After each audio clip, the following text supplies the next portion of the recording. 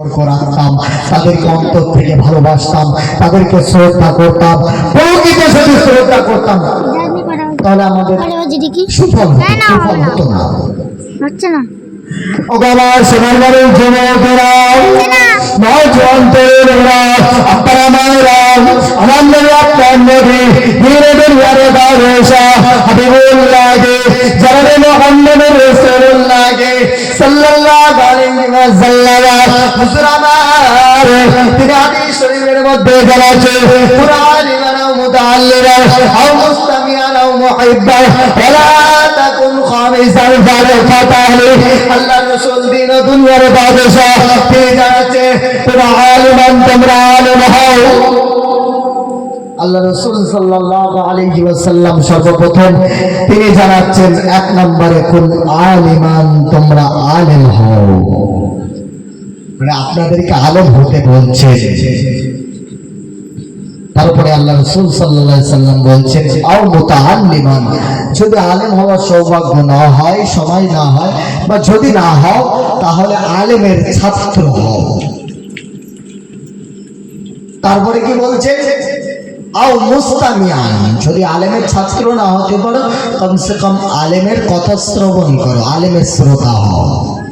তারপরে আল্লাহ রাসূল বলছেন আও মুহিব্বান, যদি তিনটের মধ্যে কোনোটাই না হতে পারো তাহলে 4 নম্বরে আল্লাহ রাসূল বলছে আও মুহিব্বান, আলেমকে কমসে কম মহব্বত করো। কিন্তু আমরা আলেমকে তো মহব্বত করা দূরের কথা, সুযোগ পেলে আমরা আলেমদেরকে একটু সমালোচনা করে নিই। আমার সোনার বাড়ির যুবকেরা, নওজোয়ান তরুণেরা, পাতলা চন্দ্রে আম্মা জান্না বোনেরা, যুবকেরা আপনারা কান খুলে শুনে রাখো, গভীরভাবে উপলব্ধি করো আল্লাহর নবী দিন ও দুনিয়ার বাদশা হাবিবুল্লাহকে জনাবে মুহাম্মদুর রাসূলুল্লাহকে সাল্লাল্লাহু আলাইহি ওয়াসাল্লাম। হুজুর আমার তিনি বলছেন কুরআন ইমান, তোমরা আলেম হও। এক নম্বরে তিনি জানাচ্ছেন যদি তোমরা আলেম না হতে পারো, আলেম হওয়ার সৌভাগ্য যদি তোমাদের না হয়, 2 নম্বরে বলছে আও মুতাআল্লিমা, তাহলে তোমরা আলেমের ছাত্র হও। তিন দুনিয়ার বাদশা হাবিবুল্লাহকে জনাবে মুহাম্মদুর রাসূলুল্লাহকে সাল্লাল্লাহু আলাইহি ওয়াসাল্লাম। হুজুর আমার তিনি 3 নম্বরে বলছেন আও মুস্তামিআন, যদি আলেম না হতে পারো, 2 নম্বরে বলছে আলেমের ছাত্র হও। যদি ছাত্র না হতে পারো আও মুস্তামিআন, তাহলে আলেমের কথা শ্রবণ করো, আলেমের কথা শোনো, আলেমের শ্রোতা হও। তিন দুনিয়ার বাদশা হাবিবুল্লাহকে জনাবে মুহাম্মদ রাসূলুল্লাহকে সাল্লাল্লাহু আলাইহি ওয়াসাল্লাম। হুজুর আমার 4 নম্বরে জানাচ্ছে যদি তুমি আলেমের কথা শ্রবণ না করতে পারো, সেই সময়টুকু যদি তোমার কাছে না হয়, তাহলে তুমি আলেমকে মহব্বত করো, আলেমকে প্যার করো, আলেমকে ভালোবাসো। তারপরে আল্লাহর নবী দিন দুনিয়ার বাদশা হাবিবুল্লাহকে জনাবে মুহাম্মদুর রাসূলুল্লাহকে সাল্লাল্লাহু আলাইহি ওয়াসাল্লাম। তিনি বলছেন ওয়ালা তাকুন খামিসা, তোমরা 5 নম্বর হয় না। যদি আমরা 5 নম্বর হয় তাহলে ফাতাহলি, তাহলে তোমরা ধ্বংস হয়ে যাবে। ও সোনার মানিকেরা, নওজোয়ান তরুণেরা, একটাবার গভীরভাবে উপলব্ধি করে আমরা আলেম, অনেকে আলেম হতে পারেনি, অনেকে আলেম হতে পারেনি, কিন্তু 2 নম্বর আলেমের ছাত্র হয়তো হতে পারেনি। 3 নম্বরে হয়তো আলেমের কথা শ্রবণ করার সময়টুকু হয়তো আমাদের কাছে নেই। 4 নম্বরে হয়তো আমরা আলেমকে ভালোবাসি না, কিন্তু আমাদের আল্লাহ রাসূল তিন দুনিয়ার বাদশা বলছে তোমরা আলেমকে মহব্বত করো।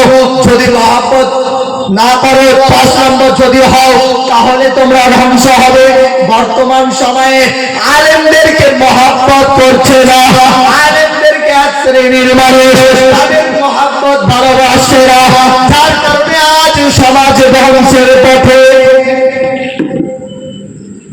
কারণ আল্লাহ রাসূল বলেছেন তোমরা 5 নম্বর হও না, 4 নম্বর পর্যন্ত থেকে যেও।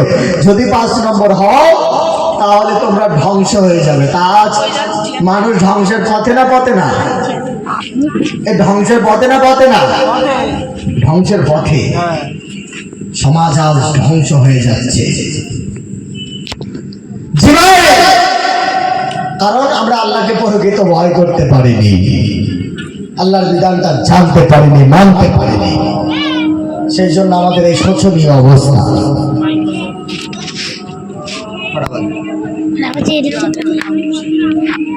কটা বাজে গো মা? 6:45 49 অনেক আলোচনা আপনারা শুনেছেন, দীর্ঘ 1-1.5 ঘন্টা ধরে দেখতে পারিস আলোচনা করেছি, আপনারা শুনেছেন বা শুনছেন। আপনাদের মসজিদে হয়তো 7টার আজান দেবে, আজান হলে আমাদের জলসা বন্ধ হবে, নামাজের পর পরে আবার শুরু হবে, মুফতি সাহেব আসবে, ওয়াজ নসিহত করবে। তো শেষ কথা আমি যেটা বলবো, যে আল্লাহর ভয় আমরা প্রকৃত যেমন ভয় করার কথা তেমন ভয় করতে পারিনি। ও বাবা, সোনার মানুষ যুবকেরা, অন্তরেরা, আব্বারা মায়েরা, পদ্মাবাসীরা, ধার্মিক আম্মাজানেরা, গভীরভাবে উপলব্ধি করে মহান আল্লাহ রাব্বুল আলামিন মহাগ্রন্থ কোরআনে বলছে, ইয়া আইয়ুহাল্লাযীনা আমানু তাকুল্লাহা হাক্কা তুকাতিহি ওয়া লা তামুতুন্না ইল্লা ওয়া আনতুম মুসলিমুন। ইয়া আইয়ুহাল্লাযীনা আমানু, তিনি বলছেন, হে বিশ্বের মানব সম্প্রদায়, হে ইমানদার বান্দাগণ,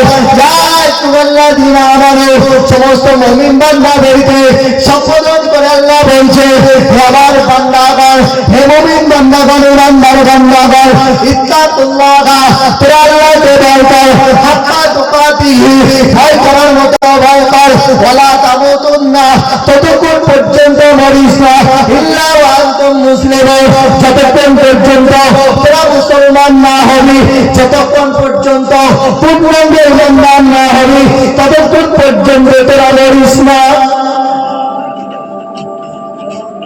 কিন্তু আপনি একটু অন্তরে হাত দিয়ে ভাবুন তো, আপনি পরিপূর্ণ মুসলমান হয়েছেন কিনা।